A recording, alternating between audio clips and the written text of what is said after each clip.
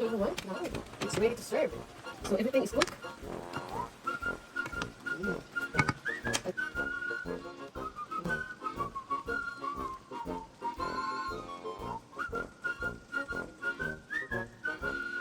Mix it.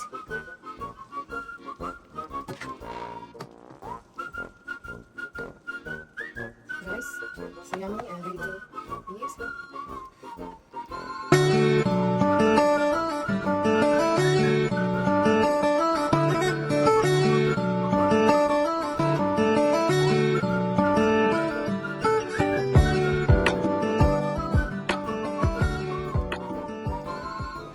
Hello, good morning everyone. Today we are going to harvest to cook.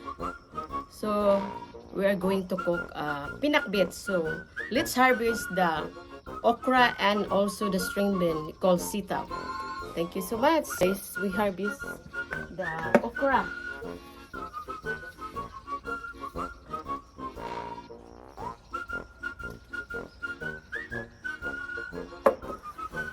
So this is okra, but we have inside also okra.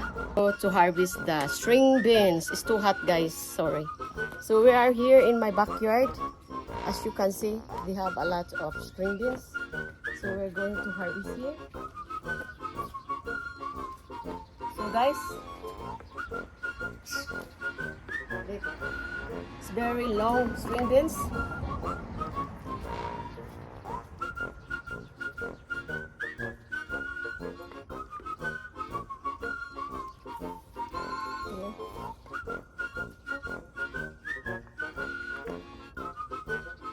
This is my garden behind the house in US, no?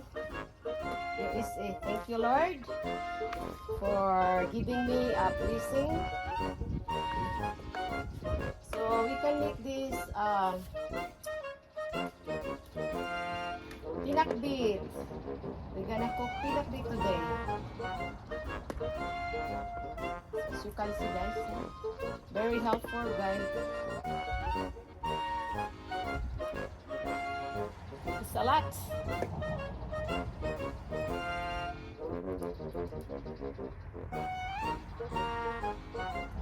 It's too hot.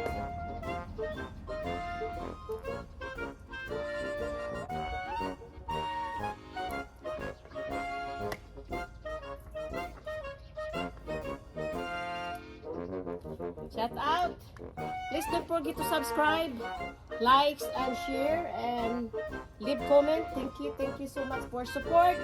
To all my silent viewers, thank you so much. There's so many, guys. Very, very lucky, guys.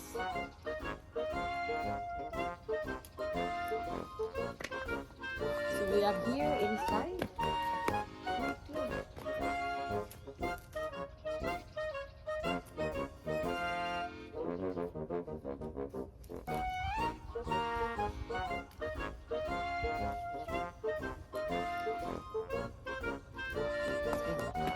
Here.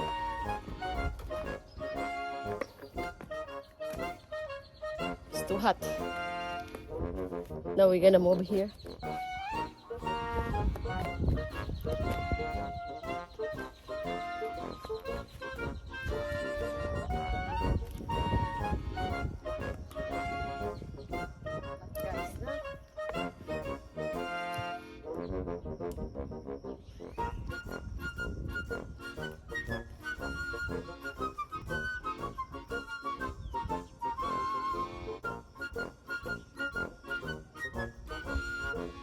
So we have already a lot of string beans today.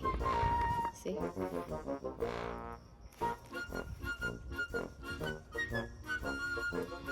So here's, guys, harvest to cook, okay?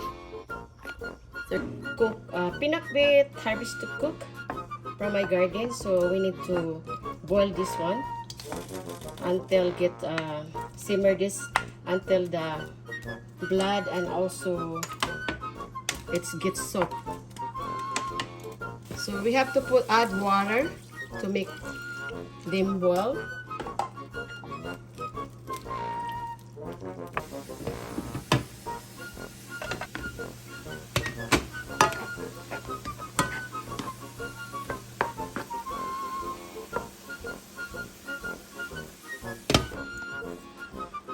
little bit of vinegar. So the odor of the meat is gonna be gone.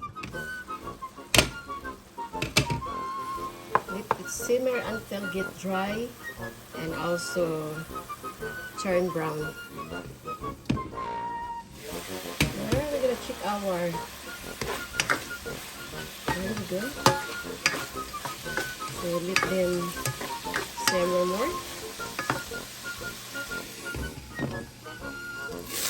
There we go. So now we're gonna add a little bit of oil.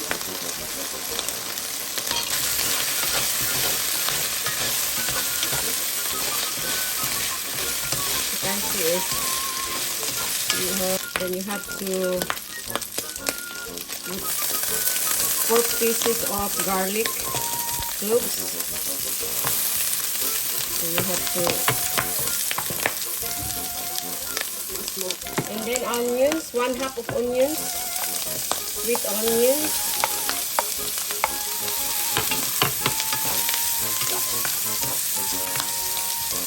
Tomatoes, 1/2 of tomatoes, large.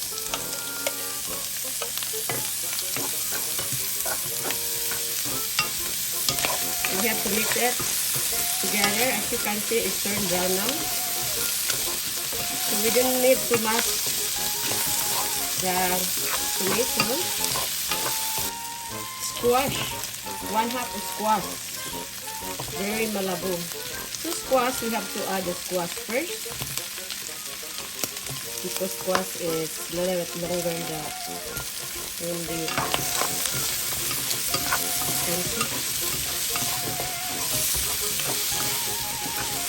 we have to add the hot water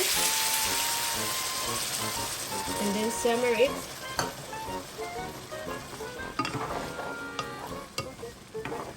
So this is the province style. String beans, because the string bean, I like the string bean. Like the string bean, I harvest this from my mini garden. So the rest of string bean, I keep that in the inside the freezer, so I can use that for another recipe, you know, because it's a lot of string bean I harvest. So there,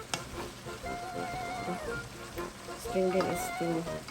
A little bit of soy sauce, maybe like 2 tablespoons. Simmer.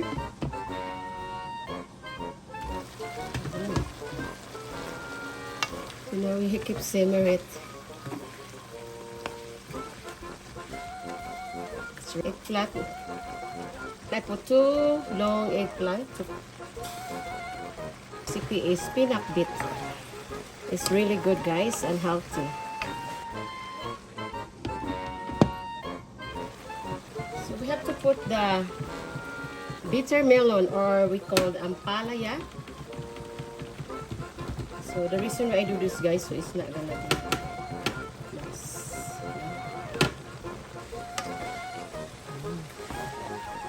Last but not least is okra. This I have frozen okra, and I also have like harvest from my garden, you know. So we have to add more soy sauce to have flavor. Then we have to mix it again. So let it simmer until the vegetable is cooked. Like so. The black pepper.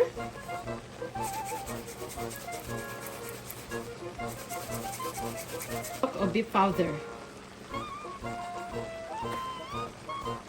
1 tablespoon and a half beef powder. And also sugar.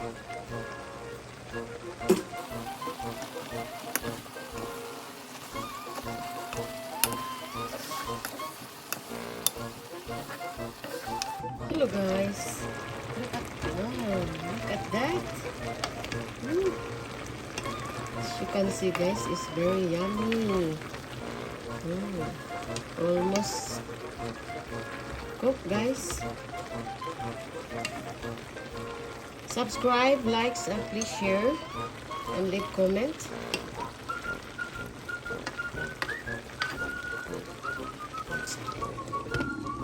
Let it simmer again. Really guys, almost finished. Look at that, it's so yummy. It's cooked now. So soon we're gonna ready to serve and eat, you know. 3 minutes and then it's done. Hello everyone. Now it's ready to serve. So everything is cooked.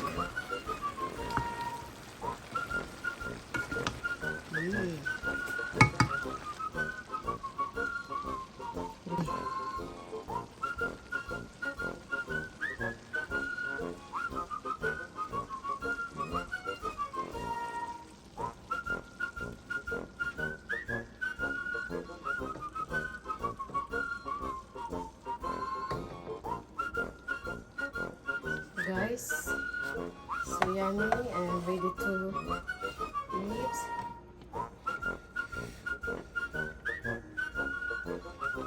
So let's eat. This is for our lunch. Subscribe, likes, and please leave comment. And don't forget to press the notification bell. So every time I upload my video, I was updated. Thank you so much.